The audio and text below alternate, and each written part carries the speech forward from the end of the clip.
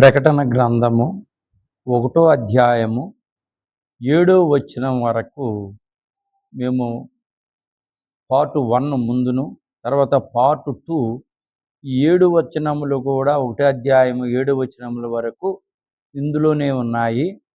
అది కూడా కింద రాస్తాము. మీరు జాగ్రత్తగా అర్థం చేసుకుని వినేవాళ్ళు వినండి. తర్వాత సబ్స్క్రిప్షన్ మాత్రం తప్పగా చేయండి, షేర్ చేయండి. తర్వాత తెలియలేని వాడికి తెలియపరిచి అన్ని చోట్లకి పంపించండి. అది దేవుడు మీకు ఇచ్చిన వరం లాంటిది. యోహాను వాక్యమును గూర్చియు ఇది పార్ట్ 2 ప్రకటన గ్రంథం 1వ అధ్యాయము 1-7 వరకు కూడా కలిపేసి రాసుకుని ఉన్నాము గనక పార్ట్ 2 ఇది. యోహాను వాక్యమును గూర్చియు యేసుక్రీస్తును గూర్చియు సాక్ష్యమించునందున రోమా చక్రవర్తి రాజు ఖైదులో నుంచెను. వాక్యం గురించి అతని వాక్యాన్ని, క్రైస్తవ మత వాక్యాన్ని ప్రచారం చేయటానికి లేదని రోమా చక్రవర్తి రాజు ఆర్డర్ ఆ రోజులో వేశారు. యేసుక్రీస్తుని గురించి సాక్ష్యమించినందుకు, యేసు మంచి దేవుడు, సృష్టికర్త అని అతని కోసం చెప్పినందుకు రోమా చక్రవర్తి ఖైదులో నుంచాను. అతన్ని ఖైదులోని యోహాను గారిని తీసుకెళ్ళి అక్కడ ఏర్పాటు చేశారు. ఖైదులో ఒక్కడుగా నున్న యోహాను నద్దకు ప్రభు జతగా వచ్చి మంచి సమయము దొరికినదని ప్రకటన గ్రంథం రాయమని యోహానికి చెప్పడం అనేది జరిగింది. ఇంతవరకు కూడా నేను చెప్పితే నువ్వు రాలేదు, ఇప్పుడు ఆ చక్రవర్తి, రోమా చక్రవర్తి మరి చేసిన ఇక్కడ తీసుకొచ్చి ఇక్కడ పెట్టినందుకు నువ్వు ప్రకటన గ్రంథం రాయవలసిన సమయము దగ్గర వచ్చింది గనక ఇప్పుడన్నా రాయని ప్రభు కంగారు పెట్టి ఆ యోహాను గారిని పరలోకానికి తీసుకుని వెళ్ళారు. ప్రకటన గ్రంథం 22వ అధ్యాయంలో చూపించే వ్రాయించాను. ఆ వ్రాత స్నేహితులు తీసుకుని దాచిరి. ఎందుకంటే అప్పుడే ఉంటే ఈ రోమా చక్రవర్తి రాజు రాసిందంతా కాల్చేస్తారు గనుక అది తీసి మరి యోహాను గారు స్నేహితులు దాచి దాని అనుకూల సమయానికి బైబిల్లో బైబిల్ ప్రింట్ అయిపోయిన సంవత్సరానికి ఈ ప్రకటన గ్రంథం అనేది మళ్ళా ప్రింట్ చేసి అందులో కలిపారు. కొన్ని తరములైన తర్వాత బయటికి వచ్చాను. కొన్ని తరములైపోయిన తర్వాత అంటే దానికి హాని తలపెట్టలేను వాళ్ళు భూమి మీద ఉండకుండా ఉండే వరకు కూడా దాన్ని దాచిపెట్టి ఆ తర్వాత ఆ గ్రంథము బయటికి తీసుకొచ్చారు. రాజునకు ఈ విషయము తెలిసిన ఎడల ఈ పుస్తకమును కాల్చివేయను. ఆ రోజుల్లో ఈ రాజుకు తెలిసిందనుకోండి, ఆ పుస్తకాన్ని మాత్రం ఖచ్చితంగా కాల్చేస్తారు గనక ఆ పుస్తకాన్ని దాచారు. దేవుడు ఈ గ్రంథము కనబడినీయలేదు. ఈ గ్రంథము వ్రాయక ముందు ఆది కాండము మొదలు యోధా పత్రిక వరకు రాయబడి ఉండెను. యోధా పత్రిక వరకే రాయబడి ఉన్నది ఈ గ్రంథం రాకముందు. ఆసియాలోనే ఉన్న 7 సంఘాలకు యోహాను శుభమని వ్రాశాను. ఆసియాలోనే ఉన్నాయి ఈ 7 సంఘాలు. ఆ 7 సంఘాలకు శుభమని యోహాను గారు రాశారు. క్రీస్తు ప్రభు సంఘమునకు ముందుగా సలాము చెప్పాను. క్రీస్తు ప్రభు సంఘమునకు ముందుగానే సలాము చెప్పారు. ఇదిగో నేను విడుదల చేస్తున్నాను, ఇది జాగ్రత్తగా వినండి అని. సలాము అనగా కృపా సమాధానము కలుగునుగాక. మీ అందరూ కూడా కృపా సమాధానము కలుగునుగాక అని ప్రభు చెప్పి ఉన్నారు అని ప్రభు సంఘముతో చెప్పాను ఇదే సలాము, కృపా సమాధానము మీకు కలుగునగాక అని చెప్పడమే ఇదే సమాధానము. అపోస్తులు కూడా కొన్నప్పుడు మీకు సమాధానము కలుగును అని చెప్పారు. అపోస్తులు కూడా అలాగే చెప్పారు. యోహాను సువార్త 20:26లో 63 సంవత్సరములైన తర్వాత ఇప్పుడు యోహానుకు పద్మాసు దీపమందు కనబడి 63 సంవత్సరములు అయిన తర్వాత వారిని తీసుకెళ్ళి ఆ పద్మాసు దీపంలో ఉంచారు. దానికి ముందు ఫస్ట్ ఎపిసోడ్లో కూడా చెప్పాను, ఏం చెప్పానంటే ఈ మరి ఈ చక్రవర్తి, ఈ రాజుగారు, రోమా చక్రవర్తి రాజుగారు క్రైస్తవ మతాన్ని యేసు ప్రభు కోసం ప్రచారం చేయకూడదు, ప్రచారం చేసిన వాళ్ళని చంపేస్తూ ఉండేవారు. ఇతను కూడా ఒక నూనెని అట్ల పెను లాంటి ఉన్న దాన్ని తీసుకొని అందులో నూనె పోసి అందులో పెట్టి కింద మంట పెట్టేసి నూనె పోసి అందులో వేశారు యోహాను గారిని. అయినా కూడా అతనికి ఏమీ జరగలేదు, అందుకు వదిలేశారు. అప్పుడు ఇది పద్మాస లంకని దొరికింది కనుక ఇటు వెళ్ళలేరు కనుక సముద్రం మధ్యలో ఉన్న కొండ మీద ఒక మరి గది కట్టించి అక్కడికి తరలించడం అనేది జరిగింది. అప్పుడు యేసు ప్రభు పరలోక రాజ్యానికి తీసుకొని వెళ్ళారు. కృపా సమాధానము కలుగునుగాక.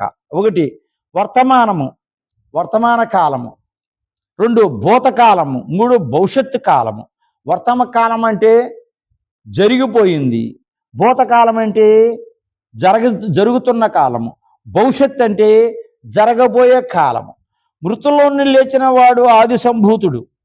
మృతుల్లో లేచిన అతను ఒక్కడే, అతనే ఆది సంభూతుడు, అతనే యేసు ప్రభువు.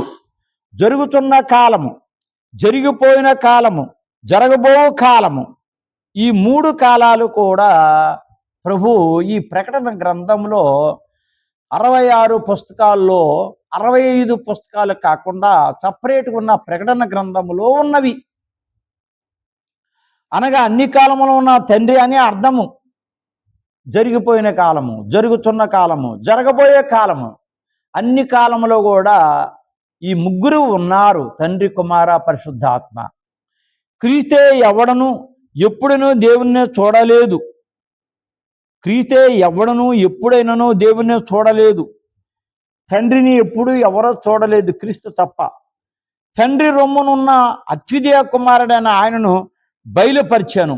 దేవుడు ఈ లోకానికి పంపించి ఇతను నా ప్రియమైన కుమారుడు, ఇతని మాట వినండి అని తండ్రి కుమారుని కోసం సాక్ష్యం చెబుతూ ఈ లోకానికి పంపించారు. యోహాను సువార్త 1:18.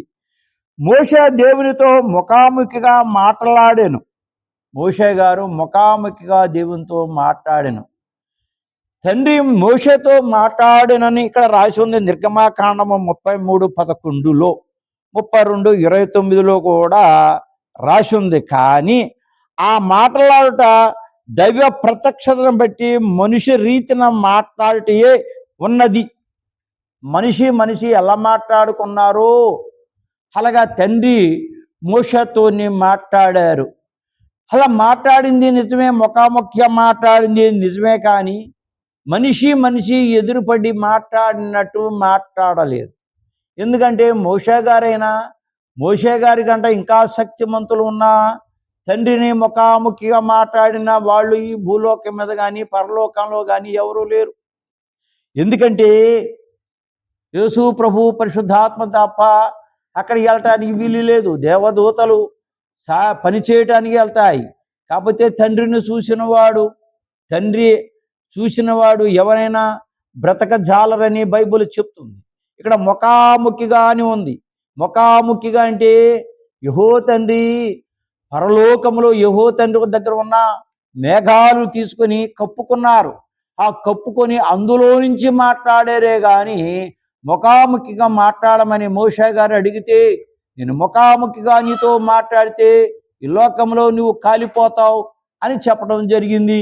కొండ పక్కన ఖచ్చితంగా చూడాలంటే చెయ్యి కళ్ళుకి అడ్డం పెట్టి చూపించేటప్పటికి ఆ వెలుక్కి, కళ్ళు మూసుకున్నా కూడా ఈ వెలుక్కి కింద పడిపోవటం జరిగింది గనక మేఘాలు కప్పుకొని తండ్రి మోషేతో మాట్లాడారు. అనాదిని దేవుడు ఉన్నప్పుడు మోషే త్రిత్వమును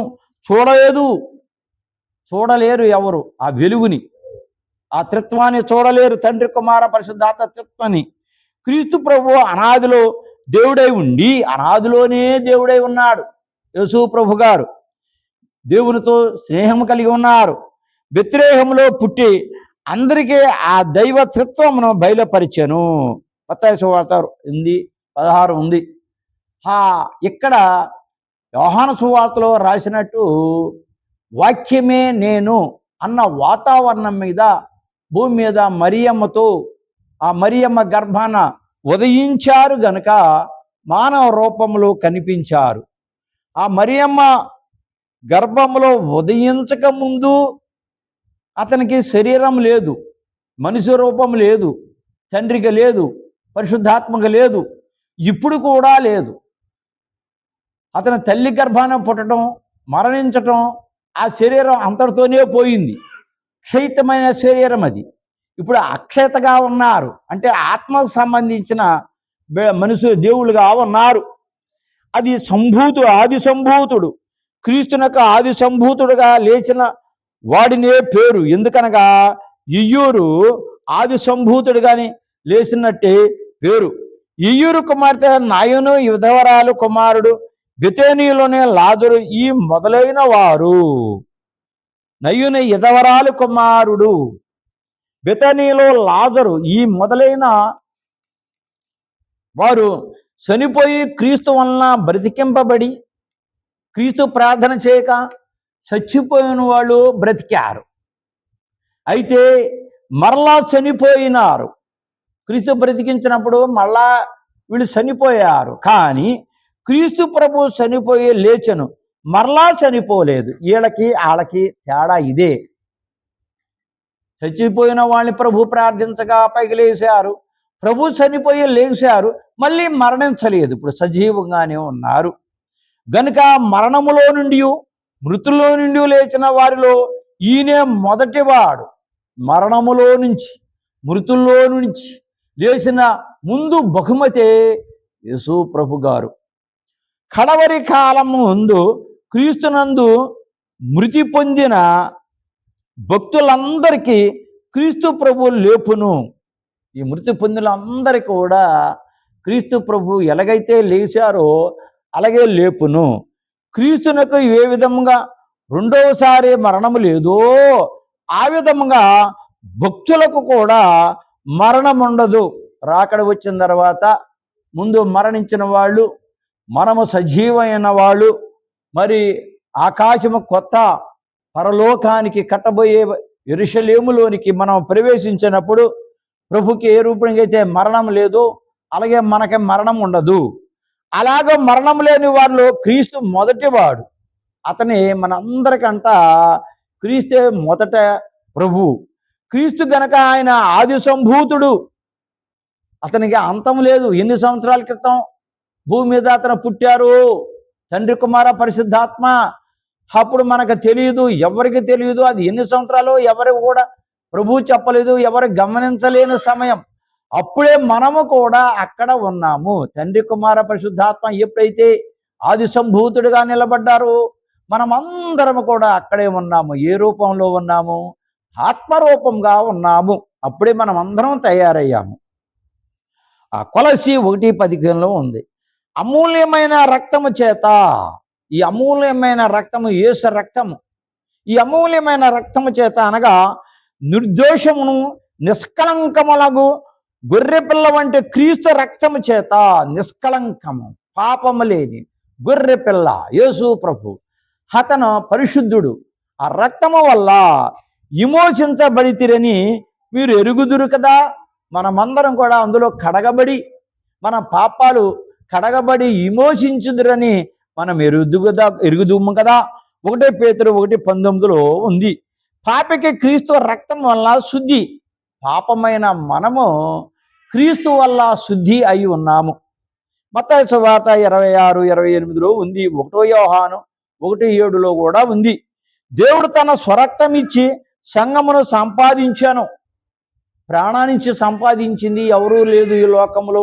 ఏ లోకములో అయినా కూడా అతని ప్రాణాన్ని మనగిచ్చి మనల్ని కొని, అతను పరిశుద్ధులుగా మనల్ని అతని రక్తంతో శుద్ధి చేసిన దేవుడు ఒక్కడే, అతనే యేసు ప్రభు. అపోస్తుల కార్యములు 20:28 ఉంది. ఆదాము నుండి అంతం వరకున్న మానవులందరినీ ప్రభు తన రక్తముతో కొనెను. ఎవరికిచ్చారు రక్తాన్ని? పాత భూలోకం మీద ఉన్న సాతానికి ఇచ్చి కొన్నారు. అయితే ఈ భూమి ఎవరిది? ప్రభుదే.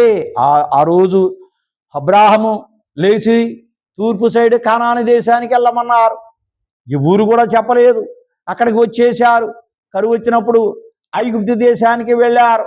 మళ్ళా కొంతకాలం పోయినప్పుడు మళ్ళా ఇక్కడికి వస్తే ఈ భూమి నాది కాదన్నారు.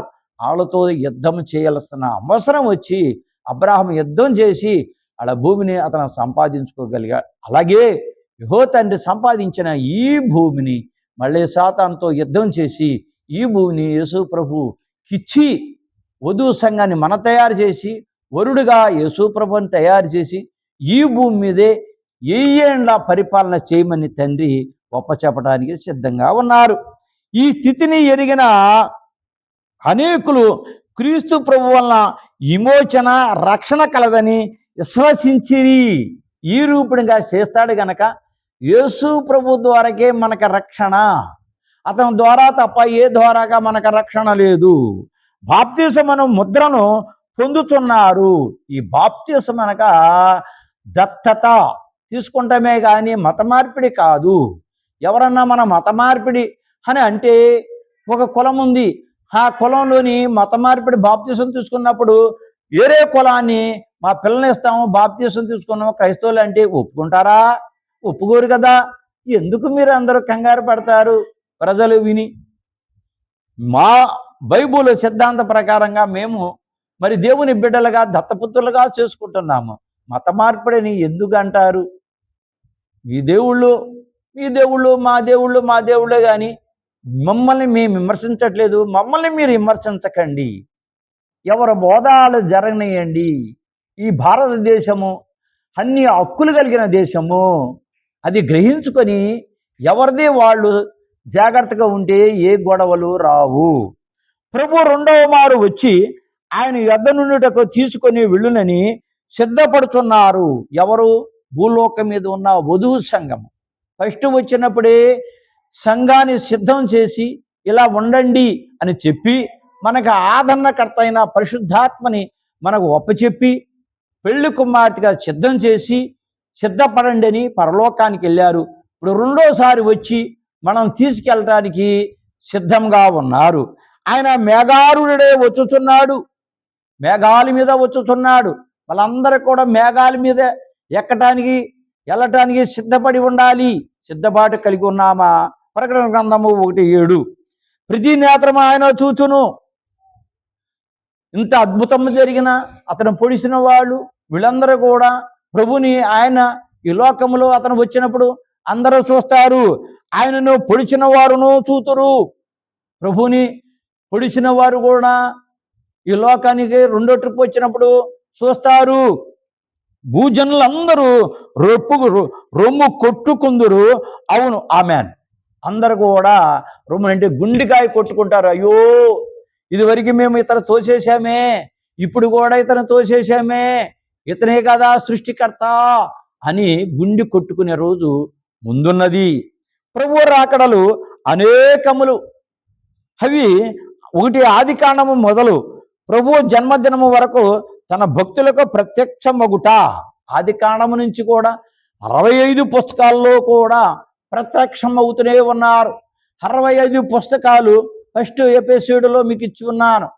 65 పుస్తకాలు ప్రపంచం మొత్తం నలుమూలలు కూడా బోధకుల ద్వారాగా ప్రభుత్వ పరిశుద్ధాత్మ ద్వారాగా అంది ఉన్నది. వాళ్ళందరూ కూడా బోధకులే, ప్రభువు ఉపయోగించుకున్న వాళ్ళే. ప్రభు ద్వారాగా మీరందరూ అందించి ఉన్నారు. అందరూ బోధకులు. అందులో నేను ఒక్కడిని, మీకంటా తక్కువ వాడిని. అయితే ప్రకటన గ్రంథం ఇంతవరకే అందలేదు. 65 పుస్తకాలు ఒక వ్యక్తి అయితే ఈ ప్రకటన గ్రంథం ఒక వ్యక్తి. ఈ సమయంలో ప్రభు ఇది అందించమన్నారు. ఇది అందించకపోతే 65 పుస్తకాల్లో చెప్పినవి కూడా దీనికి తోడు ప్రకటన గ్రంథం వెళ్ళకపోతే 0, 0 అని ప్రభు చెబుతున్నారు. అందుకనే మనము ఈ ప్రకటన గ్రంథాన్ని దేవుడు ఒప్పచెప్పగా బాధ్యతగా మేము ఒప్పచెబుతున్నాము.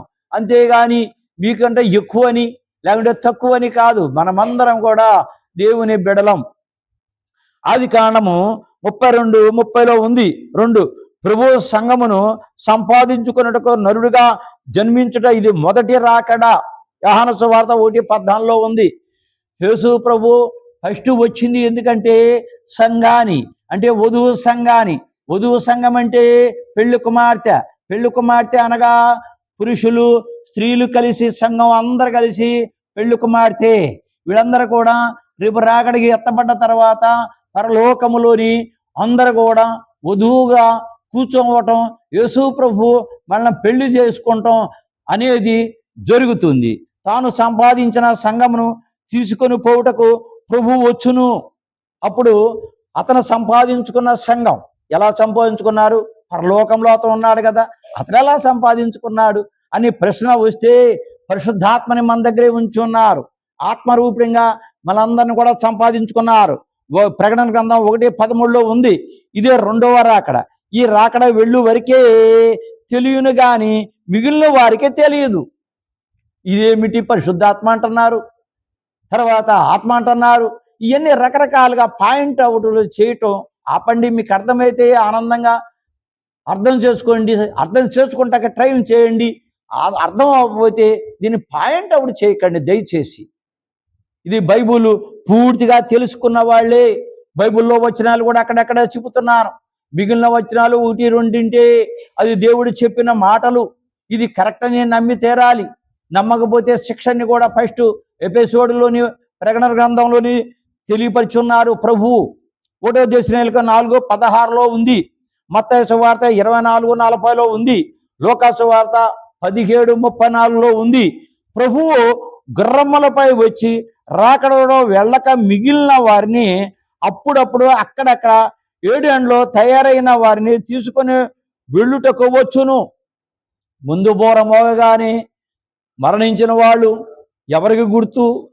మోషేకి గుర్తు. సజీవులుగా ఉన్నవాళ్ళు ఏలియా గుర్తు. ఆ బోర మోగానే అందరూ లేచి వెళ్ళిపోతారు. మిగిలిన శ్రమలు 7 సంవత్సరములోని ఉండిపోతారు. ఆ 7 సంవత్సరములు శ్రమపడి దేవుని విశ్వసించిన వాళ్ళు పరిగిలాగా వాళ్ళు కూడా తీసుకెళ్ళిపోతారు. ముందు వెళ్ళిన వాళ్ళే 100 పంట, రెండో ట్రిప్ ఎరికిన వెళ్ళిన వాళ్ళే 60 పంట, మూడోసారి లాస్ట్లోని రాకడిక్కడికి వచ్చినప్పుడు అందరు కలిసి నీవే ప్రభువా అన్నప్పుడు 30 పంట. ప్రకటన గ్రంథం 6:1 ఉంది. పరిగె వేరుకొన్నట్లుగా 60 పంటని తీసుకొని వెళ్తారు. మీరింతకాలము నా సంఘమును నా సృష్టిని పాడు చేసిరి. ఈ లోకములో సంఘాలను పాడు చేసే సాతాను. సృష్టి పాడైపోయి ఉంది అని భూమిని పాడు చేసి వారు పాడే కట్టుట కొరకు ఆయన వచ్చును. ఎవరు పాడి కట్టేది? ఎవరిని కడతారు? మనుషులను కాదు, సాతాన్ని, దురాత్మల్ని. సంఘంలో అనకుండా, బోధకులు అనకుండా అందరిలోకి వెళ్ళి అతని ఇష్టానుప్రకారంగా సంఘాన్ని, బోధకుని రకరకాలుగా చేసే ఆత్మల్ని, దురాత్మల్ని వాళ్ళ పాడి కడటానికి భూమి మీదకి రావడానికి రెండో రాకడగా సిద్ధంగా ఉన్నారు. ఇది యోహానుకు విపులముగా తెలిపాను. అర్థమయ్యేటట్టు యోహానికి తెలిపి చూపించి అతను రాయమన్నారు. ప్రకటన గ్రంథం 19:19, 21:16, 12:16 కూడా ఇది ఉంది. సైతాన్ను మట్టులేని గోతులు బంధించుటకు వచ్చు రాకడా. వచ్చిన తర్వాత అంతక్రీస్తుని, అబద్ధ ప్రవక్తని యుద్ధము చేసి అలా అగ్నిగుండంలో పడేసి సాతాన్ని మట్టులేని గొయ్య అంటే దానికి ఎన్ని కిలోమీటర్లు లోతుంటుందో లెక్కలేనంత గొయ్య. తండ్రిని భూమి మీద ఎంత ఎత్తు, ఇది ఎన్ని కిలోమీటర్లు తెలియదు కదా. అలాగే పాతాళ లోకం కూడా మట్టులేని గొయ్య అని అన్నారు. సాతాను కొరకు వచ్చును. ప్రకటన గ్రంథం 21 ఉంది. సాతాను మోడునా వాడు మారడు. సాతాను మారిన వాడు మారడు. ఎంత చెప్పిన వారు మారడు. 1000 ఏళ్ళు భూమిపై శాంతి పాలన చేటుకు వచ్చు రాకడా. ఈ రోజున రాజకీయ నాయకులు రకరకాలుగా మార్పులు చెందుతున్నారు. కానీ వాళ్ళు ఒక పార్టీ చేస్తే ఒక పార్టీని ఎత్తిపొడుస్తాం, ఒక పార్టీని చేస్తే ఇంకొక పార్టీని ఎత్తిపొడచటం ఈ రూపుడిగా ఉంది. కానీ సక్రమైన పరిపాలన ఎవరూ చేయడం లేదు. దేవుడు వచ్చే ఈ పరిపాలనని అందరికీ పోయిన కాలములో అపోస్తులు అందరినీ ఏ రూపునిగా ఒకే రీతిగా ఒకే కాడిగా నడిపించారో ప్రభు వచ్చి ఈ లోకాన్ని అలాగా నడిపిస్తారు. సృష్టి పతనమునకు ముందు కలిగిన స్థితిని అనుభవింపజేయుటకును లోకమంతా సువార్త వినిపించుటకును వస్తారు. ఇంకా వినలేని వాళ్ళు ఉన్నారు. ఎందుకంటే సందుల్లో, తర్వాత అడవుల్లో, మరి కొండ జాతి వాళ్ళు, తర్వాత ఎస్టీలు, ఇంకా రకరకాలుగా భూలోకం మీద ఉన్న వాళ్ళు మరుగున ఉన్నారు. అప్పుడు అందరు కూడా సువార్త ప్రకటించబడుతుంది. ప్రకటన గ్రంథము 20వ అధ్యాయము 4వ వచనంలో ఉంది. ఆయన వచ్చును సజీవుల తీర్పు తీర్చుటకు వచ్చు రాకడా. సజీవులను కూడా తీర్పు తీరుస్తారు. ఈ ఎండలో సువార్త విన్నవారికి, ఈ ఎండలో సువార్త విన్నవాళ్ళు వాళ్ళు మత్తయి సువార్త 25:31 ఉంది. చెరలోనున్న సైతానును విడిపించుటకు వచ్చు రాకడా. మళ్ళా ఈ సాతాన్ని, మళ్ళా చెరలో ఉన్న సాతాను విడిపించును. సాతాను కొరకు ఎదురు చూచుచున్న వారి కొరకు, సాతాను కోసము ఎదురు చూచుచున్న వారి కొరకు. ఈ సాతాను కోసం ఎదురు చూసేది ఎవరంటే ప్రజలే. దాన్ని మేము చెప్పామనుకో, రకరకాలుగా పాయింట్లు, రకరకాలుగా బాధలు కలిగితే గనక మేము అది చెప్పడం లేదు, అది మీకే తెలుసు. ప్రకటన గ్రంథం 20వ అధ్యాయం 7వ వచనం, చివరగా అత్య తీర్పు కొరకు వచ్చు రాకడా. దూతలు లొండరు, అంతమైపోయే రాకడది. లాస్ట్లో ఇక్కడ తండ్రి, పరిశుద్ధాత్మ, భక్తులు ఉందురు. లాస్ట్లో వచ్చే రాకడ మళ్ళీ ఎలాంటిది? అది లాస్ట్ అండ్ ఫైనల్. ఆదాము కాలము నుంచి రప్చన కాలం, అంటే రప్చన కాలం అంటే ఈ భూమి ఉన్నంత కాలం. అప్పుడు వీళ్ళందరూ కూడా తండ్రి కూర్చున్న దానియేలు గ్రంథంలో రాసిన అగ్ని సింహాసనం మీద కూర్చొని, ప్రభు కూర్చొని, పరిశుద్ధాత్మ కూర్చొని తీర్పు వస్తుంది. ఎప్పుడు? 1000 ఏండ్ల పరిపాలన అయిపోయినప్పుడు సాతాన్ని విడుదల చేస్తారు. అప్పుడు సాతాన్నితో యుద్ధం చేసి ఆ సాతాన్ని తీసుకెళ్ళి మళ్ళీ అగ్నిగుండంలో పడేస్తారు. ఎక్కడ జరుగునో ఎవరికి తెలియదు, ఎవరు ఆ కార్యంలో సహింపలేరు. ఆయన ప్రభావం వల్ల నిలబెట్టి తీర్పు తీర్చి పంపివేయును. ఈ తీర్పు తీర్చి ఆ రూపంగా వారిని పంపివేస్తారు. దేవునికి స్తోత్రం, దేవునికి మహిమ కలుగును గాక. ఆమెన్. మరి ఎఫెసీయులు 2:1 తర్వాత 7 అధ్యాయాల వరకు చెప్పి ఉన్నాను. ఎంత జాగ్రత్తగా చూసి ఎవరికైనా షేర్ చేసి తెలియపరచండి. ప్రపంచానికి తెలియాలి, అది మీ ద్వారాగా తెలియాలి. నేను ఒక్కడి ద్వారాగా అవ్వదు. నా బాధ్యత నేను ఒప్పచెప్పడమే.